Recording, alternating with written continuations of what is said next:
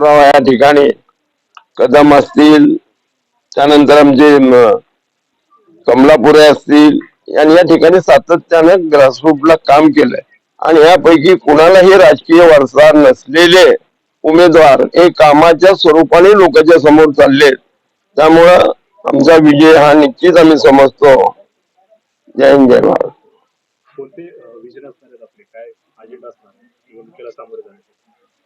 बघा, निवडणुकाला सामोरं जाण्यासाठी सोलापूर शहराच्या ज्या महत्वाच्या हे होता एक आयटी पार्कच्या माध्यमातून आपले जवळजवळ 50,000 पेक्षा जास्त लोक काही बेंगलोरला गेले, रोज पुण्याला जातात, पुण्यावरून येतात. त्या संदर्भातली सगळ्यात मोठी सुशिक्षित मुलांना त्या ठिकाणी नोकरी लागेल आणि आपल्या कुटुंबाला सेवा करण्याची त्याला संधी मिळेल या उद्देशाने तिथं आयटी पार्क केलेला आहे. त्यानंतर होडगेला पर्यटन स्थळ आपण केलेलं आहे, त्याचं ओपनिंग झालेलं आहे.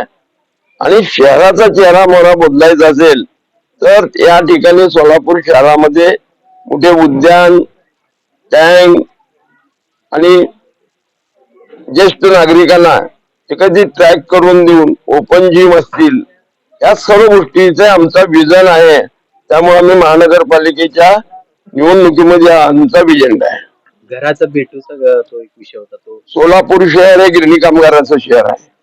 मग नरसिंग गिरिजा असेल, लक्ष्मी विष्णू मिल असेल, जामनीला असेल, नरसिंग गिरिजा असेल, या सर्व कामगारांना गेली 100 वर्षापूर्वीची घरं आहेत, ती घरं आता पूर्ण निकामी झालेत. त्यामुळं महानगरपालिकेने यावेळेला आम्हाला टक्केवारी करून महानगरपालिकेने सर्व संस्थेला बजावलेले आहे. केव्हाही या एखादी दुर्घटना होऊ शकते, तो प्रश्न आम्ही माननीय आमदार देवेंद्र कुटे दादांना सांगितला.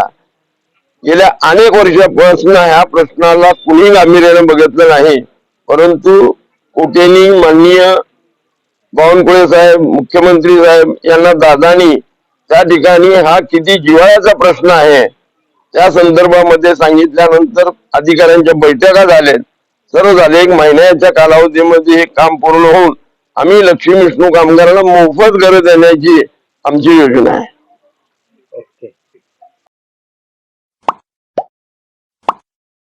Like, subscribe, click on the bell.